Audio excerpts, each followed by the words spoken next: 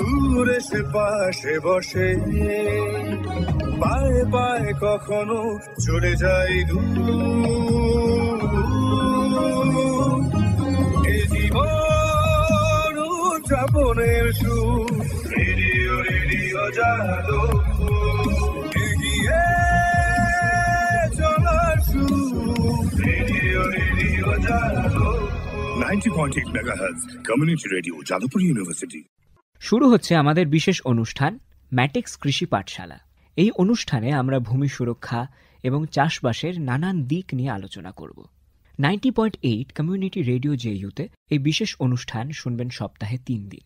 সঙ্গে থাকবেন কৃষক এবং কৃষি বিশেষজ্ঞরা। ভারত সরকারের রাসায়নিক ও সার মন্ত্রকের উদ্যোগে এবং ম্যাটেক্স ফার্টিলাইজার অ্যান্ড কেমিক্যালস লিমিটেডের সহায়তায় অনুষ্ঠানটি সম্প্রচার করা হচ্ছে।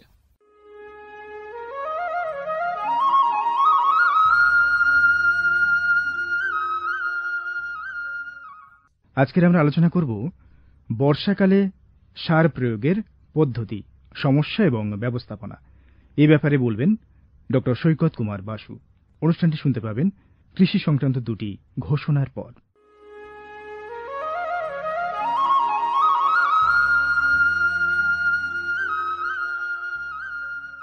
অর্থনৈতিক বিষয় সংক্রান্ত ক্যাবিনেট কমিটি তাদের ২৮ জুন ২০২৩ সভায় পিএম প্রণাম নামক একটি প্রকল্প অনুমোদন করেছে। এই প্রকল্পের উদ্দেশ্য হল ধরিত্রী ও মৃত্তিকার পুনরুদ্ধার, পুষ্টি, উন্নতি সাধন এবং তা নিয়ে সচেতনতা বৃদ্ধি।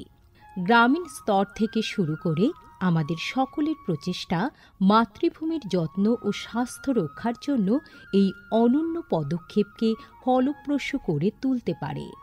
এই প্রকল্পের মূল লক্ষ্য হল কৃষিতে রাসায়নিক সার এবং কীটনাশকের অত্যধিক ব্যবহার দূর করা। বাড়তি ফলনের জন্য সার ও কীটনাশকের অতিরিক্ত ব্যবহার মাটিকে অসুস্থ করে তুলছে, কমিয়ে দিচ্ছে তার উৎপাদন ক্ষমতা।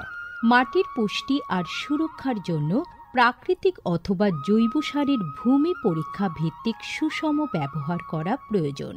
পাশাপাশি দরকার জৈব ও প্রাকৃতিক চাষ পদ্ধতি এবং সম্পদ সংরক্ষণ প্রযুক্তি, যেমন সমন্বিত কৃষি ব্যবস্থা, ক্ষুদ্র সেচ, মালচিং, মাটির ক্ষতিকারক খনন না করা, ঘুরে ফিরে বিভিন্ন ফসলের চাষ ইত্যাদি। চাষবাসের এই টেকসই পদ্ধতিগুলো মাটির উর্বরতা বাড়াবে, পরিবেশ দূষণ কমাবে এবং দীর্ঘমেয়াদী উৎপাদনশীলতাকে শক্তিশালী করবে। সারের সুষম ব্যবহার শুধু মাটিই নয়, সার্বিকভাবে পরিবেশের স্বাস্থ্য রক্ষা করে। সুষম সার ব্যবহারের অর্থ হল উদ্ভিদকে তার প্রয়োজনীয় পুষ্টি উপাদানগুলি সঠিক পরিমাণে এবং অনুপাতে, সঠিক সময়ে এবং উপযুক্ত পদ্ধতিতে দেওয়া। সংশ্লিষ্ট রাজ্য বিশ্ববিদ্যালয়গুলি ইতিমধ্যেই তাদের এলাকায় উৎপাদিত ফসলের প্রয়োজন অনুসারে এর ডোজগুলি নির্ধারণ করেছে। সঠিক মাত্রায় সার ব্যবহার করলে ফলন যেমন বাড়বে, তেমনি বাড়বে ফসলের গুণমান। ভালোভাবে পোষিত মাটিতে ফলানো ফল, শাকসবজি ও শস্য প্রয়োজনীয় পুষ্টিতে ভরপুর আর সুস্বাদু হয়। ফলনের বৃদ্ধি আর উন্নত গুণমান আমাদের কৃষকদের জন্য নিয়ে আসবে বেশি মুনাফাও। শুধু বেশি ফসল নয়, উন্নততর ফসল আমাদের লক্ষ্য। এই কৌশলে লাভবান হবে প্রত্যেকে, আমাদের কৃষকরা, আমাদের পরিবেশ এবং সর্বোপরি আমরা সকলে। বিচার বিবেচনার সঙ্গে পরিপোষক ব্যবহার করলে কেবল ফলনই বাড়ে না, প্রজন্মের পর প্রজন্ম জমি থাকে উর্বর। সুতরাং আসুন, একটি উজ্জ্বল এবং স্থায়ী কৃষি ভবিষ্যতের জন্য আমরা সুষম সার ব্যবহারের প্রচার ও অনুশীলন চালিয়ে যাই।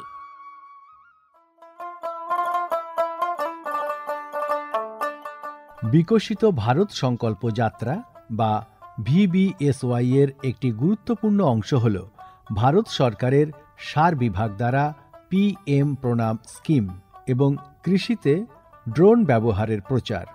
সারের সুষম ব্যবহার এবং ন্যানো সারের ব্যবহার নিশ্চিত করার কাজে সার বিভাগ বিভিন্ন সংস্থা ও মানুষকে নিযুক্ত করেছে, যেমন বিভিন্ন সার উৎপাদনকারী সংস্থা, প্রধানমন্ত্রী কৃষি সমৃদ্ধি কেন্দ্র বা PMKSK-গুলি, ফিল্ড অফিসার এবং নোডাল অফিসারদের। VBSY এর একটি প্রধান দিক হল বিভিন্ন শস্য এবং গাছপালার ওপর ন্যানো এবং জল দ্রবণীয় সার স্প্রে করার কাজে ড্রোনের ব্যাপক ব্যবহার। এই উদ্যোগের ফলে ২৯টি রাজ্য ও কেন্দ্রশাসিত অঞ্চলের বিভিন্ন জেলায় হাজার হাজার ড্রোন প্রদর্শন হয়েছে। এই পদ্ধতিটি হাতে কলমে দেখিয়ে দেওয়ায় আধুনিক কৃষি প্রযুক্তি গ্রহণের সুবিধাগুলি মানুষের কাছে আরও স্পষ্ট ও বিশ্বাসযোগ্য হয়ে উঠেছে। এই জনসংযোগ কর্মসূচিগুলি দীর্ঘমেয়াদী কৃষি অনুশীলনের সুফল সম্পর্কে নাগরিকদের অবহিত করতে একটা বড় ভূমিকা পালন করেছে। সারা দেশ জুড়ে লক্ষাধিক দর্শক ড্রোনের প্রদর্শনী প্রত্যক্ষ করেছেন। প্রচলিত ইউরিয়ার চেয়ে ন্যানো ইউরিয়ার উপকারিতা বিষয়ে সচেতন হয়ে কৃষকরা ন্যানো সার প্রয়োগে গভীর আগ্রহ দেখিয়েছেন। এই কর্মসূচির আলাপ আলোচনায় উঠে এসেছে জৈব চাষের উপযোগিতা, যা প্রমাণ করে চাষের এই সব অনুশীলনগুলি নিয়ে কৃষকদের সচেতনতা। উৎসাহী কৃষকরা কৃষিতে ড্রোন প্রযুক্তির বিষয়ে আগ্রহ প্রকাশ করেছেন। এই আধুনিক কৌশলগুলির অর্থনৈতিক কার্যকারিতা কৃষকদের নতুন দিশা দেখিয়েছে, কৃষিতে এক স্থায়ী এবং সাশ্রয়ী পদ্ধতির পথ প্রশস্ত করেছে। মাননীয় প্রধানমন্ত্রী মহিলা কিষাণ ড্রোন কেন্দ্র চালু করেছেন। এটি মহিলা স্বনির্ভর গোষ্ঠীগুলিকে ড্রোন সরবরাহ করবে, যাতে তারা এই প্রযুক্তি ব্যবহার করে জীবিকা নির্বাহ করতে পারে। VBSY প্রোগ্রামের রূপায়ণে PMKSK-গুলি সক্রিয় ভূমিকা পালন করছে। একে অপরের সঙ্গে এই সহযোগিতাই আমাদের পাথেয়। বিকশিত ভারত সংকল্প যাত্রা শুধু একটি যাত্রা নয়, এটি ভারতীয় কৃষির দীর্ঘমেয়াদী এবং প্রযুক্তিগতভাবে উন্নত ভবিষ্যতের দিকে একটি গুরুত্বপূর্ণ পদক্ষেপ। যাত্রাপথে এটি জাতির কৃষিকে সম্পূর্ণ পুনর্নির্মাণ করা, উদ্ভাবনকে উৎসাহিত করা এবং সবার জন্য একটি সবুজ, আরও সমৃদ্ধ ভবিষ্যৎ নিশ্চিত করায় অঙ্গীকারবদ্ধ। ড্রোন প্রযুক্তি, ন্যানো সার এবং দীর্ঘমেয়াদী কৃষি অনুশীলনের প্রচারের মাধ্যমে এটি কেবল সচেতনতায় তৈরি করছে না, আরও সমৃদ্ধ এবং পরিবেশ বান্ধব ভবিষ্যতের জন্য নব প্রযুক্তিকে গ্রহণ করতে কৃষকদের অনুপ্রাণিত করছে। এই কৃষি বিপ্লবের গতি প্রকৃতি প্রত্যক্ষ করলে এটা স্পষ্ট হয় যে VBSY একটি বিকশিত, উন্নত এবং দীর্ঘজীবী ভারতের বীজ বপন করছে।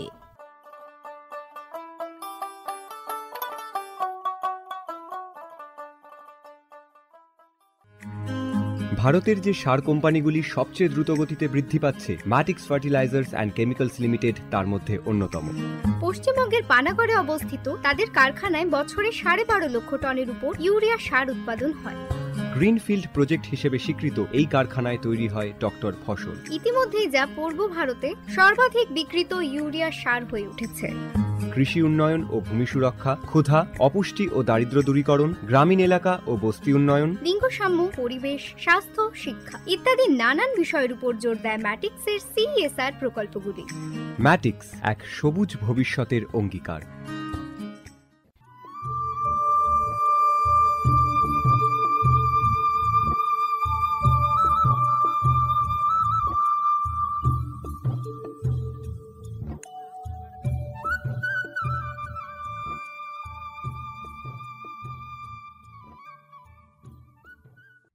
ম্যাট্রিক্স কৃষি পাঠশালায় আপনাকে স্বাগত। আজকের আমাদের আলোচনার বিষয় বর্ষাকালে সার প্রয়োগের সঠিক পদ্ধতি, সমস্যা ও ব্যবস্থাপনা। এ ব্যাপারে বিস্তারিত জানাতে আমাদের মধ্যে আমন্ত্রিত অতিথি হিসেবে পেয়েছি প্রবাসী বাঙালি গবেষক ডক্টর সৈকত কুমার বাসু। ডক্টর বাসু, আপনাকে রেডিও জেউইতে স্বাগত। নমস্কার, আপনাদের অনুষ্ঠানে এসে আমারও খুব ভালো লাগছে। শ্রোতা বন্ধুদের সকলকে আমার শুভেচ্ছা জানাই। ধন্যবাদ। আর সঙ্গে রয়েছে আমি আপনাদের বন্ধু সুব্রত চক্রবর্তী। ডক্টর বাসু, দেখতে দেখতে তো বর্ষা চলেই এলো। এই যে বর্ষাকাল এসেছে, কিন্তু ঋতু পরিবর্তন চলছে প্রকৃতির আপন খেয়ালে, আপন নিয়মে, কিন্তু আমাদের তো চাষবাস কোনোভাবেই থেমে নেই, কন্টিনিউ চলছে। যে সমস্ত কৃষক বন্ধুরা, শ্রোতা বন্ধুরা আমাদের অনুষ্ঠান শুনছেন, বিশেষ করে আমাদের কৃষক ভাইরা, তারা তো বিভিন্ন প্রতিনিয়ত চাষবাসের সঙ্গে জড়িত রয়েছেন, সারা বছর ধরে রোটেশনালি চাষ করছেন। বর্ষাকালে মূলত যে সমস্ত কৃষক বন্ধুরা চাষ করছেন, সেক্ষেত্রেও তো অন্যান্য সময় যেমন সার প্রয়োগ করে থাকেন, এক্ষেত্রেও তো সার প্রয়োগ করতে হবে একদম। কিন্তু সেক্ষেত্রে তো একটা সমস্যা রয়েছে। এই অতিরিক্ত বর্ষায়, বৃষ্টির জলে এই সার প্রয়োগ করাটা একটা চ্যালেঞ্জিং ব্যাপার না? একদমই ঠিক। আর এটা খুব মজার একটা প্রশ্ন। সেটার কারণটা হচ্ছে যে এইটাতে অনেক সাধারণ যারা কৃষির সাথে যুক্ত নন তারা মনে করেন যে এই যে প্রবল বৃষ্টি হচ্ছে, জল জমে যাচ্ছে, বর্ষাকালে বোধহয় আমাদের সার প্রয়োগের প্রয়োজন নেই। বর্ষাকালেও সার প্রয়োগ করতে হয়, কিন্তু বর্ষাকালের সময় সার প্রয়োগের ক্ষেত্রে কিছু নিয়মাবলী, কিছু নির্দিষ্ট প্রয়োগ কৌশল আমাদের অনুসরণ করতে হয়, যাতে সারটা ঠিকভাবে আমরা যে চাষটা করছি সেই চাষযোগ্য ক্রপগুলোর কাছে আমাদের পৌঁছতে পারি। তার জন্য কেন না, একটা হচ্ছে বর্ষাকালে আমরা দেখতে পাবেন যে যেহেতু প্রচুর জলের যোগান থাকছে, অর্থাৎ প্রাকৃতিকভাবে যে চাষটি আমি করছি সেই গাছগুলি এমনিতেই জলটা পাচ্ছে, জলটা পাওয়ার ফলে তাদের কিন্তু তত্তর করে বেড়ে উঠছে। এবং যে 1 মিটার বাড়তে তার হয়তো 3 সপ্তাহ লাগতো, বর্ষাকালে সেটা একেবারে আপনার 1 সপ্তাহের মধ্যে সেই জায়গাটা তত্তর করে বেড়ে উঠছে, সবুজ রং ধরে নিচ্ছে। কিন্তু অ্যাট দ্য সেম টাইম এটা মনে রাখতে হবে যে মাটি থেকে তারা কিন্তু বিপুল পরিমাণে সার টেনে নিচ্ছে, মানে শুধুমাত্র যে জলটা খালি নিচ্ছে তা নয়, সারটাকেও টেনে নিচ্ছে, নিয়ে তত্তর করে বড় হয়ে যাচ্ছে। তার ফলে একটা কোনো জায়গায় গিয়ে তাদের কিন্তু একটা সারের ডেফিসিয়েন্সি বা সার পাচ্ছে না, এই জায়গায় পৌঁছবে। তাহলে সেই জায়গাটাতে পৌঁছে আমাদের সুনির্দিষ্ট ব্যবধানে সঠিক কিছু পদ্ধতির মাধ্যমে যে যে সার প্রয়োগ করার দরকার সেই সারগুলোকে প্রয়োগ করতে হবে।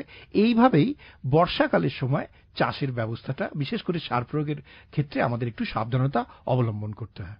ঠিক তাই। আপনার কথা রেস্ট টেনে বলি আবার, এই যে সার প্রয়োগ করতে হবে যেটা আপনি বললেন, তাহলে এই সময় বিশেষ করে এই বর্ষাকালীন যে সমস্ত চাষাবাস আমাদের কৃষক বন্ধুরা করবেন, সবজি হোক, ধান হোক, যা কিছু লাগাবেন, কোন ধরনের সারের প্রয়োগ সবচেয়ে বেশি প্রয়োজন আর কেমন হওয়া প্রয়োজন? আচ্ছা, এইটাকে একটু বিশদ করে এবং আমি কিছু উদাহরণ দিয়ে দেবো যাতে বুঝতে সুবিধা হয় আমাদের বন্ধুদের। সেটা হচ্ছে এইটা যে বর্ষাকালে যেরকম প্রবল জল আসছে আমরা পাচ্ছি প্রাকৃতিকভাবে, আবার সেই জল কিন্তু আমাদের সার ধুয়ে নিয়ে যাচ্ছে, এটা তো একটা ঘটনাই। অর্থাৎ আমার যদি অতিরিক্ত সার প্রয়োগ করা হয়ে থাকে, গাছের যা লাগতে পারে তার অনেক অতিরিক্ত বেশি, সেটা কিন্তু আমাদের বর্ষাকালের সময় সঠিকভাবে সঠিক টাইমে যদি আমি প্রয়োগটা না করতে পারি, তাহলে জল তাকে ধুয়ে নিয়ে চলে যাবে, তাহলে আমার সেই সার প্রয়োগটা ব্যর্থ হলো।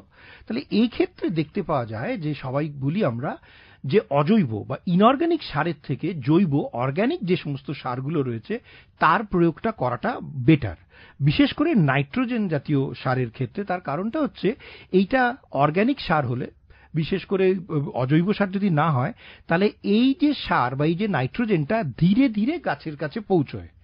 ইনঅর্গানিক ব্যবহার করলে কিন্তু এটা চট করে গাছ পেয়ে যায়, তাহলে তার যেটুকু লাগছে, না হলে কিন্তু এটা ধুয়ে বেরিয়ে চলে যাবে। এই জন্যে এই সময় যে চাষের জন্য যে আমরা সারগুলো ব্যবহার করব, তার জন্য কিছু কিছু সার প্রয়োগ করতেই হবে, কিন্তু সেই সার প্রয়োগের মধ্যে কিছু কিছু আমরা যদি একটু কেয়ারফুল হই, কি ধরনের, যেটা বললাম, যেরকম নাইট্রোজেন প্রসারী সারের জন্য ইউরিয়া অ্যামোনিয়াম সালফেটটা ব্যবহার করাটা ভালো এই সময়টা যদি আমরা ব্যবহার করি। যদি আমি ফসফরাস জাতীয় ফার্টিলাইজারের কথা চিন্তা করে দেখি, তাহলে ড্যাপ অর্থাৎ ডাই অ্যামোনিয়াম ফসফেট বা এসএসপি, সিঙ্গল সুপার ফসফেট, এই নামগুলো আমাদের চাষি বন্ধুরা সকলেই জানে, সেটাকে ব্যবহার করব। আর পটাশিয়াম, যেটা কিনা আমাদের রোগ প্রতিরোধ করার জন্য, গাছের গ্রোথটা ভালো হয়, এইটা করার জন্য আমাদের এমওপি, যে মিউরিয়েট অফ পটাশ বা সালফেট অফ পটাশ, এই ধরনের জিনিসগুলোকে আমরা ব্যবহার করব। দেখুন, এগুলো প্রত্যেকটাই, এর মধ্যে কিন্তু অজৈব পদার্থ যে তা নেই, কিন্তু এই যৌগগুলো হচ্ছে অজৈব। তার কারণটাই হচ্ছে এতে স্লো রিলিজ হবে, আর নাইট্রোজেনটা যেহেতু গাছেরা খুব তাড়াতাড়ি তুলে নেয়, সেই জন্য এটাকে একটু স্প্লিট অ্যাপ্লিকেশন, ভাগে ভাগে অ্যাপ্লিকেশনটা দেওয়ার কথা বলা হয়েছে। সেটা কিভাবে আরেকটু পরে বলছি। আরেকটা হচ্ছে অনুখাদ্য, অর্থাৎ এই যে গাছের তো শুধু সোডিয়াম, পটাশিয়াম, ফসফরাস, ক্যালসিয়াম এগুলো নয়, মাইক্রোনিউট্রিয়েন্টসের খুব প্রয়োজন হয়, যেরকম কপার, জিঙ্ক, তামা, ম্যাঙ্গানিজ, মলিবডেনাম। এই সময়টাতে যেটা বেশি দেখতে পাওয়া যায় যে বর্ষার যদি গতিটা খুব বেশি হয়, বেশি দিন ধরে বর্ষা হয়, তাহলে একটা সময় থাকে যে ওই জিঙ্ক আয়রন, ম্যাগনেসিয়াম এইগুলো ধুয়ে যাওয়ার চান্স থাকে। সেইগুলোর জন্য জিঙ্ক সালফেট, ফেরাস সালফেট এই জাতীয় অ্যাপ্লিকেশনটা তুলনামূলকভাবে বেটার অন্য কম্পাউন্ডগুলোর থেকে। এই ধরনের কিছু নিয়মাবলী ফলো করা দরকার। আরেকটা হচ্ছে আমি কখন সার দেব এটা আমাকে দেখতে হবে। আমার কিন্তু এটা ভীষণ গুরুত্বপূর্ণ। অনেক সময় আমরা হয় যে আমাকে যেহেতু সারটা দিতে হবে এই সপ্তাহের মধ্যে আমার দেওয়ার কথা, আমি সঙ্গে সঙ্গে এই 15 দিন হয়ে গেছে, এরকম থাকে তো যে 15 দিনের মধ্যে আমায় সার প্রয়োগ করতে হবে। বর্ষাকালের সময় কিন্তু সেই ফর্মুলা বা সেই নিয়মটা আমাদের অনুসরণ করলে চলবে না। আমাকে দেখতে হবে যদি প্রবল বর্ষণ হয়ে থাকে তাহলে আমি কিন্তু আমার সার প্রয়োগটা বন্ধ রাখবো। আবার আমি দেখবো যে অনেক সময় দেখতে পাবেন যে 3-4 দিন প্রচন্ড বৃষ্টি হলো, তো তারপর একদিন কিন্তু আবার একটু রৌদ্রোজ্জ্বল দিন হলো, 1-2 দিন একটু সূর্যর আমরা তাপটা বেশি পেলাম, একটু গরমটা হলো, সেই সময় আমি আবার সারটা প্রয়োগ করে নেব। আচ্ছা, এই যে বললেন 3-4 দিন টানা বর্ষণ হওয়ার পরে কিন্তু জমিতে তো প্রচুর পরিমাণে জল দাঁড়িয়ে যাবে। এইবার সেটা হচ্ছে যে আপনার কোন ধরনের জমির উপর নির্ভর করছে। এখন ধান জাতীয় যদি হয় বা যে জল লাগে যে সমস্ত গাছগুলো রয়েছে সেইটার চাষ যদি করেন তাহলে চিন্তার কিছু নেই। কিন্তু এমন চাষ যেখানে খুব বেশি জলের প্রয়োজন নেই, সেখানে যাতে নিকাশি জলের ব্যবস্থা, জল যাতে না দাঁড়ায় তার ব্যবস্থা কিন্তু করতে হবে। না হলে যেটা হয় সেটা হচ্ছে যে সমস্ত গাছ অতিরিক্ত জল সহ্য করতে পারে না তাদের কিন্তু গোড়া পচে যাওয়ার একটা সমস্যা থাকবে। এটা খালি সার প্রয়োগের জন্য না, এটা একটা জমির সার্বিক স্বাস্থ্যের ক্ষেত্রে আপনার প্রয়োজন। আপনার চাষটা উঁচু জমিতে না নিচু জমিতে, ঢালু জমিতে, সেই চরিত্রটা বুঝে জল আপনি দাঁড়াতে দেবেন না এই ব্যবস্থাটা নিয়ে আপনাকে চিন্তা করে সেইভাবে করতে হবে। যদি এরকম হয় যে জল দাঁড়ায় তাহলে ঢালু জায়গা যদি হয় তাহলে জল যাতে নেমে যেতে পারে তার একটা ব্যবস্থা, অথবা খাল ছোট্ট করে কেটে রাখা যাতে জলগুলো বেরিয়ে যেতে পারে তার ব্যবস্থা করতে হবে। এইটা করার প্রয়োজন। এইটা হচ্ছে এক হচ্ছে গাছের গোড়া পচে যাওয়া, জল জমে গেলে আবার অতিরিক্ত পোকার আক্রমণ বা ছত্রাক ইত্যাদি আক্রমণ, শ্যাওলার আক্রমণ, এগুলো আবার তার সাথে হচ্ছে গিয়ে আপনার বেশিক্ষণ থাকলে ওই যে আপনার সারটাকে ধুয়ে নিয়ে বেরিয়ে চলে গেল, সেটাকে অ্যাভয়েড করার জন্য এই সময় এই পদ্ধতিগুলো অ্যাপ্লাই করার দরকার আছে। সেই সময় তাহলে সারটা প্রয়োগ করবেন কোন সময়? সেই সময়টা করবেন যখন বর্ষাটা হচ্ছে না, মানে মাঝখানে বর্ষার যে গ্যাপটা পাবো আমাকে কিন্তু অ্যালার্ট থাকতে হবে যে এই একটা দিন আমি দেখলাম যে সকালবেলাতেও কিংবা আগের দিন রাত্রির থেকেই বুঝতে পারছেন যে বিকেল থেকে বর্ষাটা বন্ধ হয়ে গেল, তারপরের দিন সকালে যদি দেখা যায় যে মোটামুটি একটু সূর্য উঠছে তাহলে কিন্তু আমি সেই দিনকে আমি সারটা প্রয়োগ করে দেবো। আবার যদি এরকম থাকে যে আবহাওয়ার পূর্বাভাস রয়েছে যে আজকে আবার বিকেল থেকে বৃষ্টির সুযোগ রয়েছে, তাহলে আমি সকাল দিকে অ্যাপ্লিকেশনটা করে দিলে অসুবিধা নেই। কিন্তু একেবারে আমি করব তার 2 ঘন্টার মধ্যেই যদি বৃষ্টি এসে যায় তাহলে গাছটাকে অ্যাবজর্ব করার একটু টাইম দিতে হবে, তো সেইটা কিন্তু আপনাকে আবহাওয়ার সাথে মেনে এই প্রয়োগটা করতে হবে। এটা প্রয়োগটা করলে আর সমস্যা হয় না। অন্তত 2 থেকে 4 ঘন্টার গ্যাপ দিতে হবে। কৃষক বন্ধুদের ওয়েদার রিপোর্টটা একটু খেয়াল করতে, আবহাওয়ার যে কতটা কিরকম পরিবর্তন আবহাওয়ার পূর্বাভাসটা দেখে মানে বিশেষ করে সারের প্রয়োগটা সেইভাবে করতে হবে, বিশেষ করে বর্ষাকালে। না হলে এটা কিন্তু একটা আর্থিক ক্ষতিও। আপনি যে এত কষ্ট করে সারটা প্রয়োগ করলেন সেটা যদি ধুয়ে গেল তাহলে তো দিয়ে কোনো লাভ হলো না। তাহলে সেই জন্য আমাকে আবহাওয়ার পূর্বাভাস দেখে কোন সময়টা আমি উইন্ডো যাকে বলি যে আমার বর্ষাটা বন্ধ হচ্ছে সেই সময় আমি সারটা প্রয়োগ করে নেব। বেশ, এই যে বর্ষাকালে আমাদের অজৈব কৃত্রিম রাসায়নিক সার যেগুলো রয়েছে, আচ্ছা সেগুলোর তুলনায় কি আপনার জৈব সার বা কম্পোস্ট জাতীয় যে সমস্ত সার এগুলো প্রয়োগ করা ভালো না কোনটা? এইটা ভালো বলা হয় বর্ষাকালের সময় এইটার জন্য যে এই মানে জৈব সারটা ভাঙতে টাইম নেয়। আচ্ছা, তাহলে গাছের কাছে খাদ্যটা পৌঁছতে একটু টাইম নেবে। তাহলে আমি যদি জমিতে দিয়ে থাকি তাহলে ও কিছুটা টাইম পেলো 1-2 দিন যে ভেঙে তার মধ্যে গেল। অনেক সময় হয় কি আমি হয়তো পূর্বাভাসে পেয়েছিলাম যে 4 ঘন্টার মধ্যে বৃষ্টি হবে না, কিন্তু দুর্ভাগ্যবশত ওয়েদার চেঞ্জ হয়, হঠাৎ করে একটা বৃষ্টিপাত হয়ে গেল। যদি তাই হয়ে থাকে তাহলে আমাদের সময় বিশেষ করে নাইট্রোজেন যেটা এটা ভীষণ তাড়াতাড়ি ধুয়ে চলে যাওয়ার সময় থাকে।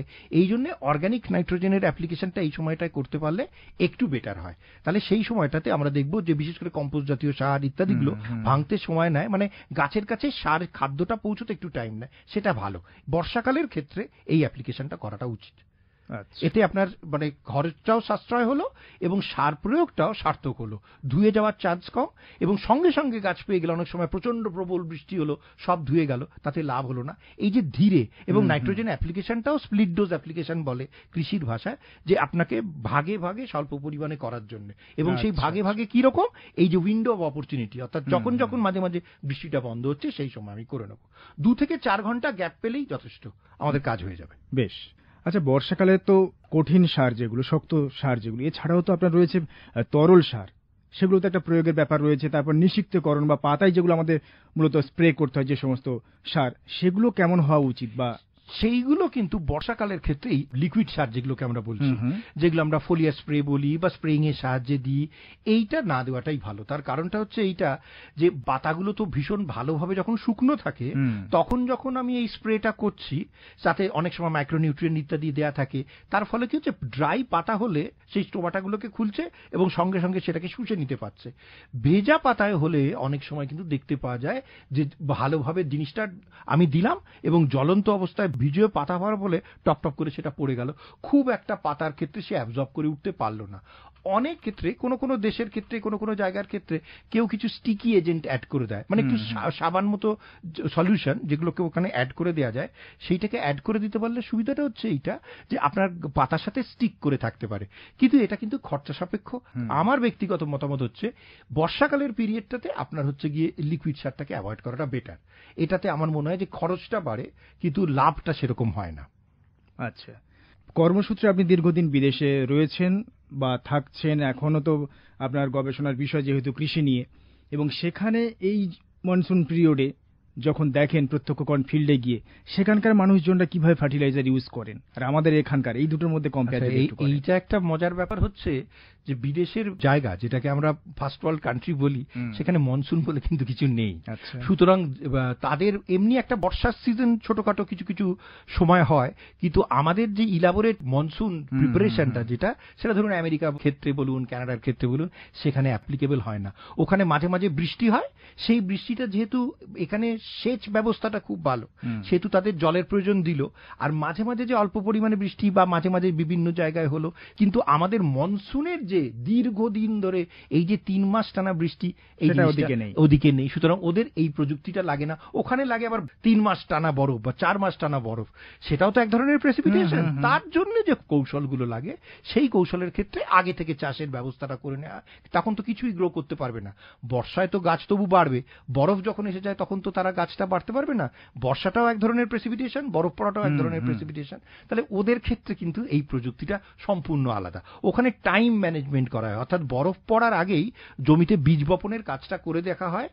এমনভাবে বীজগুলোকে বপন করা হচ্ছে এমন টেকনোলজিতে যে যখন বরফ গলে যাবে তার মধ্যে চারাগুলো গজিয়ে উঠতে শুরু করবে, যাতে সময়টা নষ্ট না হয়। চাষিকে গিয়ে গরমকাল আসার পরে তার জন্য আর অপেক্ষা করতে হবে না, বীজ তার বপন করা রয়েছে, চাষ করে যাবে। তো আমাদের এইটা হচ্ছে মজার ব্যাপার, ভারতের এই মনসুন প্রযুক্তির জন্য যেটা করার দরকার, সেই প্রযুক্তিটা কিন্তু বাইরের দেশে লাগে না। মানে ওখানে এই যে পেস্টিসাইড ম্যানেজমেন্ট সিস্টেমটা, যেটা আমরা যে আমাদের শস্য চক্র বা ঋতুচক্র ব্যবস্থাপনা, সেটা ওখানে খুব ভালো কার্যকরী হয়, সেখানে ভালো কার্যকরী, তারা এই ব্যাপারটা বোঝেন। আমাদের চাষের সাথে সিমিলারিটি কাদের রয়েছে না, দক্ষিণ পূর্ব এশিয়া, আমাদের এই যে অঞ্চলগুলো রয়েছে যেখানে এই ধরনের মনসুন ওয়েদার জাতীয় ক্লাইমেটগুলো রয়েছে, সেইখানে আপনি এই জিনিসটা পাবেন। ইন্দোনেশিয়া, মালয়েশিয়া, দক্ষিণ সাউথ ইস্ট এশিয়ার অন্যান্য দেশে তারা আমাদের মতো এই চাষ পদ্ধতি এই বর্ষাকালের সময়, তার কারণ তাদের ক্ষেত্রে মনসুন পিরিয়ডটা রয়েছে, তাদের ক্ষেত্রে এটা প্রযোজ্য। এটা কিন্তু একটা মজার প্রশ্ন।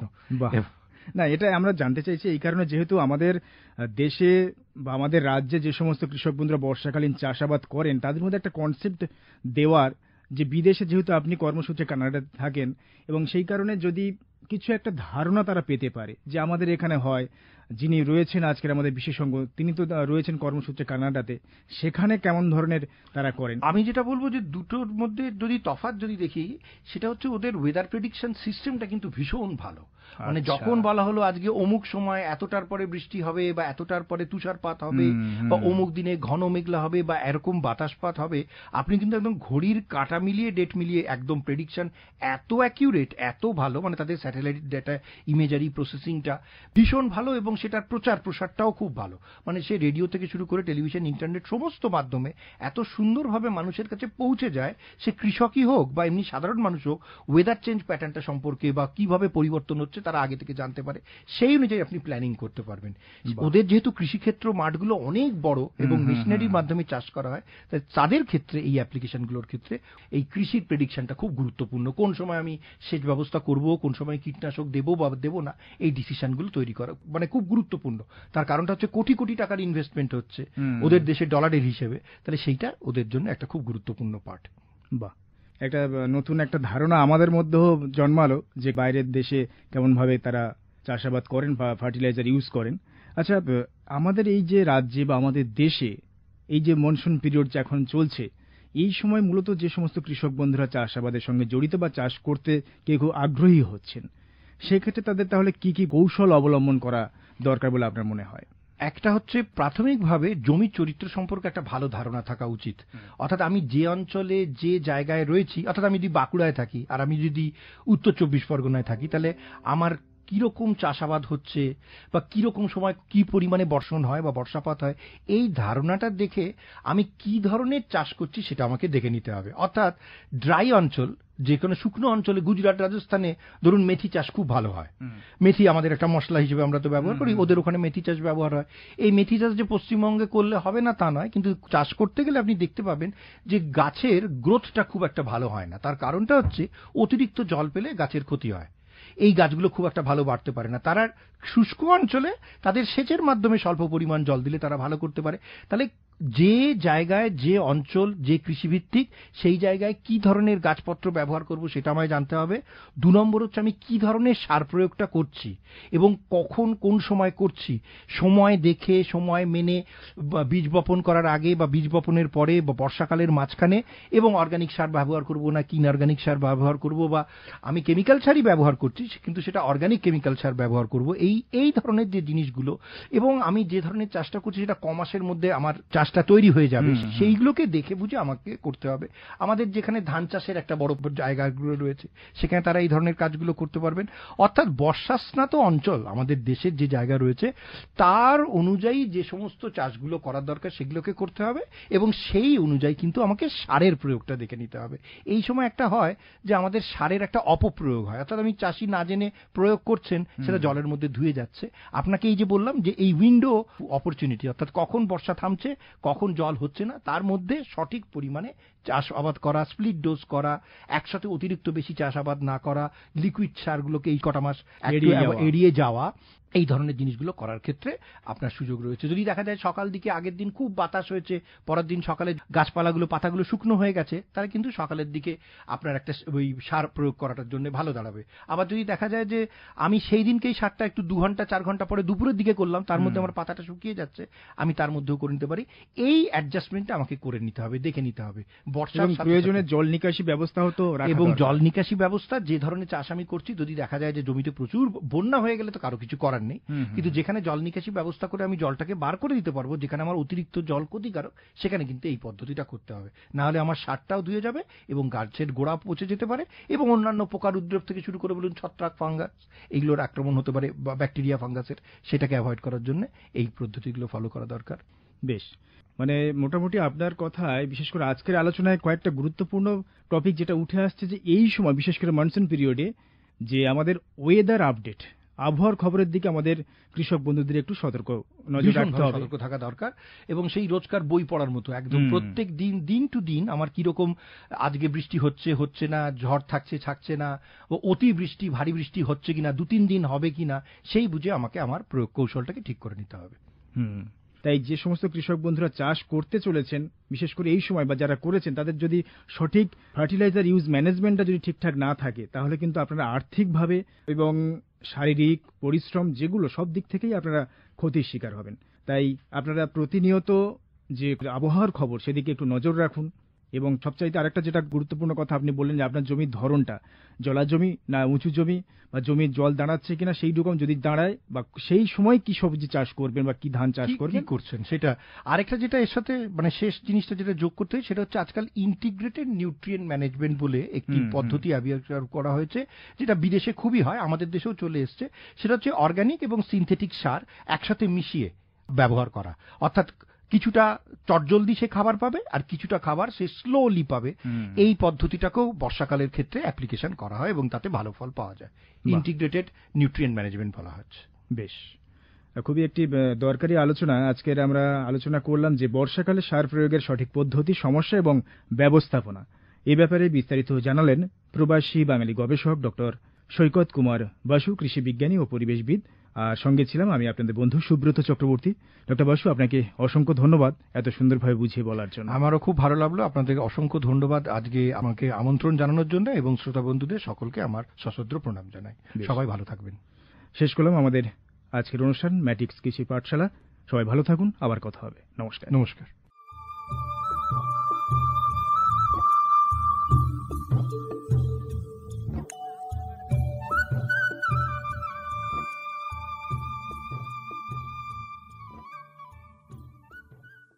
এতক্ষণ শুনলেন আমাদের বিশেষ অনুষ্ঠান ম্যাটিক্স কৃষি পাঠশালা।